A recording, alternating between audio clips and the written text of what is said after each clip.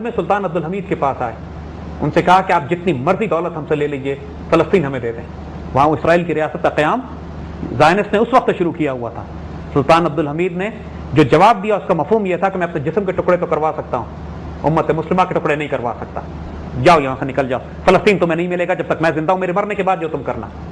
اور یہودیوں نے اس کے بعد فیصلہ کر لیا تھا کہ جب تک خلافت اپنی جگہ پہ قائم ہے یہ کسی صورت میں اسرائیل نہیں بن سکتا. دوسرا واقعہ ہم آپ کو سناتے ہیں, جس طرح آج کل ڈینش کارٹونز اور حضور صلی اللہ علیہ وسلم کی شان میں گستاخی کرنے کے واقعات رونما ہو رہے ہیں, اور 57 مسلمان ممالک کے سربراہ بے شرمی سے صرف سوائے گفتگو کرنے کے اور کچھ نہیں کر رہے. ہم صرف ایک واقعہ آپ کو بتاتے ہیں. سلطان عبد الحمید کے زمانے میں بھی فرانس میں اور لنڈن میں حضور صلی اللہ علیہ وسلم کی شان میں گستاخی کرنے والے ڈرامے بنائے گئے.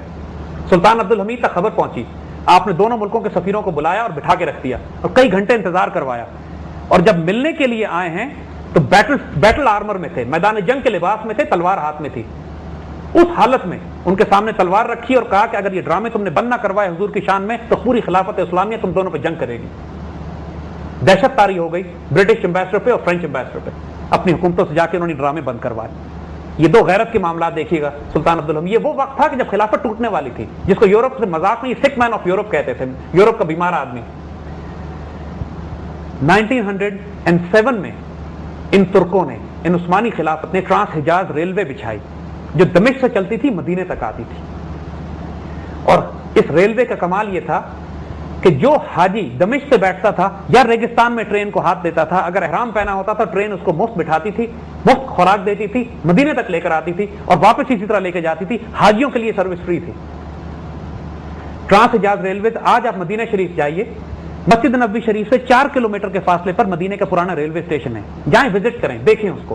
ابھی بھی وہ پرانی ٹرانس حجاز ریلوے کے پرانے ڈبے, ریلوے لائن, وہ ٹکڑے وہ پڑے ہوئے ہیں. یہ وہ ریلوے لائن ہے کہ جب خلافت اسلامیہ کے خلاف لارنس آف عربیہ کے ساتھ مل کر عرب قبائل نے اور مکہ کے شریف نے, جو شریف مکہ کہلاتا تھا حسین, انہوں نے مل کے بغاوت برپا کی ہے, تو یہ ٹرانس حجاز ریلوے تھی جو لارنس آف عربیہ اڑایا کرتا تھا اور اس کے عرب قبائل جا کے اڑایا کرتے تھے, جس کے اوپر علامہ اقبال نے اتنے دکھ سے وہ شعر کہا تھا جو پوری ہندوستان میں ہر مسلمان کی آنکھ سے آنسو بہے تھے, جس کے اوپر کہ ہاشمی بیچ رہا ہے آبرو دین مصطفیٰ, خاک و خون میں لٹ رہا ہے ترکمان سخت کوش. مسلمانوں کی اتنی گہری نگاہ تھی ترکی کے معاملات پہ, اتنا دل دھڑکتا تھا ترک مسلمانوں کے ساتھ کہ دوسرا واقعہ ہم آپ کو بتاتے ہیں, جنگ طرابلس کا. پہلی جنگ عظیم شروع ہونے سے کچھ پہلے اٹلی نے حملہ کیا خلافت عثمانیہ پہ, کمزور ہو چکی تھی, ہر طرف سے یہ بھیڑیے حملے کر رہے تھے. طرابلس میں ٹریپولی کے پاس جنگ ہوتی ہے جس میں 12 سال کی ایک بچی فاطمہ بنت عبداللہ مجاہدین کو پانی پلانے کے لیے جاتی ہے اور پانی پلاتے ہوئے شہید ہوتی ہے. اور اس کے اوپر علامہ اقبال نے ایک نظم کہی تھی جس پر دوبارہ پورا ہندوستان رویا تھا, اور بڑا خوبصورت اس کا ایک شعر ہے کہ فاطمہ تو آبرو امت کی مرحوم ہے, ذرہ ذرہ تیرے مشت خاک کا معصوم ہے. مسلمانوں نے یہاں سے چندہ جمع کیا تھا, ڈونیشنز جمع کی تھی, خلافت موومنٹ چلی تھی, ایک تحریک برپا کی گئی تھی کسی طریقے سے خلافت کو بچایا جا سکے. پہلی جنگ عظیم میں عثمانی خلافت نے جرمنز کا ساتھ دیا تھا, جرمنز کو شکست ہوئی, خلافت اسلامیہ کو بھی شکست ہوئی. تمام علاقے مسلمانوں کے ان کے ہاتھ سے نکلنا شروع ہو گئے, حتیٰ کہ فرانس اور انگلینڈ نے استنبول پہ بھی حملہ کیا. یعنی خلافت کا عین مرکز, ان کی خواہش یہ تھی کہ استنبول پر ہی قبضہ کر لیا جائے تاکہ خلافت اسلامی کا وجود ہی ختم ہو جائے گا. فلسطین پر تو قبضہ کر چکے تھے یہ جا کے. جنرل ایلن بائی, جس کا ہم نے پہلے ذکر کیا, فلسطین میں داخل ہوا تھا. لارنس آف عربیہ نے حجاز میں بغاوت برپا کرائی تھی. انڈیا سے ان کی فوجیں عراق پہ حملہ کرتی بھی گئی ہیں, عراق پہ قبضہ کر لیا تھا برٹش, کرنے کی کوشش کی انگریزوں نے اس طرف سے. اوپر سے روس نیچے اترتا چلا آ رہا تھا. ادھر سے فرانس نے سیریا پہ قبضہ کر لیا تھا. مسلمان ریاست کو چاروں طرف سے حصے بکھرے کر کے آج جو جارڈن میں حکومت قائم ہے, جو اپنے آپ کو ہاشمی کہتے ہیں, یہ وہی ہاشمی ہیں جن کی غداری کی وجہ سے علامہ اقبال نے اپنا وہ شعر کہا تھا کہ ہاشمی بیچ رہا ہے آبرو دین مصطفیٰ. اسی شریف مکہ کا ایک بیٹا انہوں نے جارڈن میں بھیجا, ایک بچہ عراق میں بھیجا, اور باقی عرب قبائل جنہوں نے بغاوت برپا کی تھی انہوں نے یہ آج کی حکومت قائم کی جو آج حجاز میں قائم ہے. یہ ساری مسلمانوں کے خون پہ بنی ہوئی ہیں. یہ ساری وہ بنی ہوئی ہیں جب خاک و خون میں لٹ رہا تھا ترکمان سخت کوش اور ہاشمی بیچ رہا تھا آبرو دین مصطفیٰ. خلافت اسلامیہ کے یہ وہ وقت تھا 1917 میں جب خلافت اسلامیہ پہلی جنگ عظیم کے بعد جب کمزور ہوئی ہے, جب ٹوٹی ہے, جب حصے بکھرے ہو گئے. اب سلطان عبد الحمید نہیں تھے, جب انہوں نے کہا تھا کہ میں اپنے جیتے جی تو تم لوگوں کو فلسطین نہیں دوں گا. 1917 میں انہوں نے بیلفور ڈکلیریشن کیا جس کا مطلب یہ تھا کہ برٹش حکومت اب اسرائیل بنائے گی, کیونکہ فلسطین برٹش مینڈیٹ میں آ گیا. فلسطین کا علاقہ انگریزوں کے پاس چلا گیا, شام اور وہ سارے علاقے جو تھے وہ فرانس نے لے لیے تھے. اس کی تفصیل ہم آگے بتائیں گے. یہاں پہ ہم ایک بریک لیں گے زید صاحب, اس ڈسکشن کو ہم جاری رکھیں گے اور پروگرام کے لاسٹ سیکشن میں ہم کوشچن اینڈ آنسر کو اوپن کریں گے, لیکن سب کچھ بریک کے بعد. ابو, اولڈ از گولڈ کے کیا معنی ہیں؟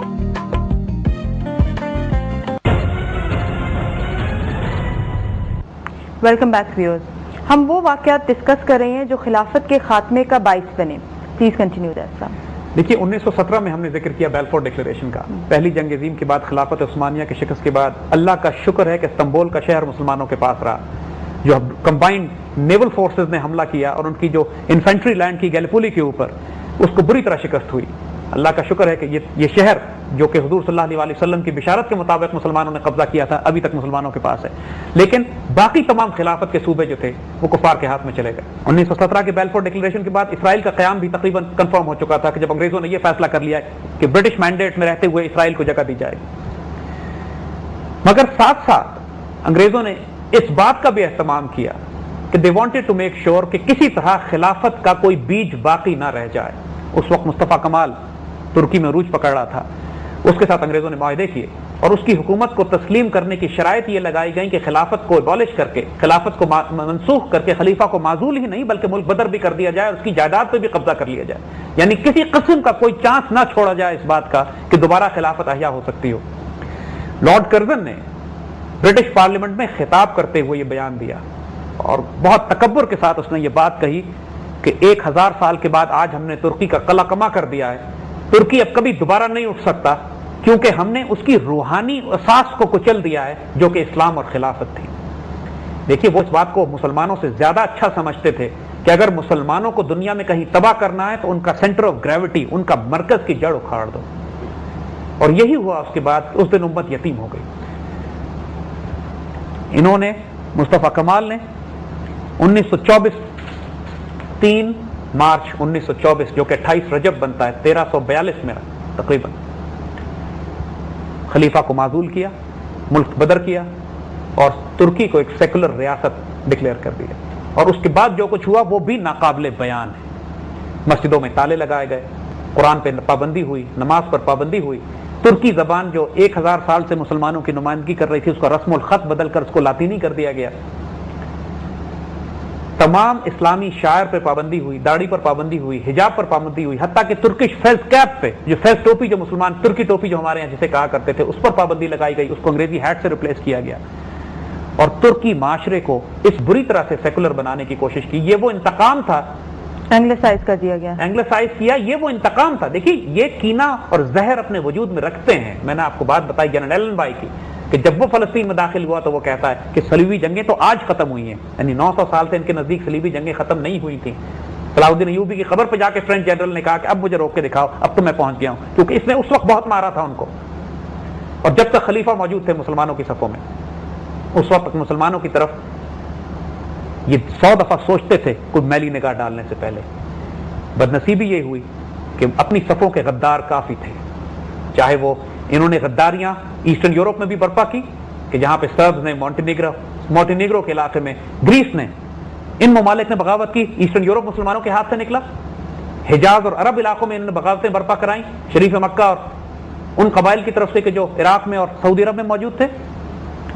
اور باقی تمام, اور مصطفیٰ کمال جیسے لوگ ان کو خود ترکی کے اندر ملے جنہوں نے خلافت کی جڑ کاٹی. خلافت کی نہیں, جیسے اس دین کی روحانی اور اسلامی اساس کی جڑ کاٹنے کی کوشش کی. مگر اللہ کے فضل سے ترکی سے اسلام ختم نہیں ہوا ہے. لیکن ہم آپ کو انوائٹ کریں گے کہ اگر کہیں جانا چاہتے ہیں تو ترکی ضرور جائیے. سلطان احمد ڈسٹرکٹ میں جائیے, وہاں بلو ماسک دیکھیے, سلطان احمد جامع مسجد, اس کو زیارت کیجیے.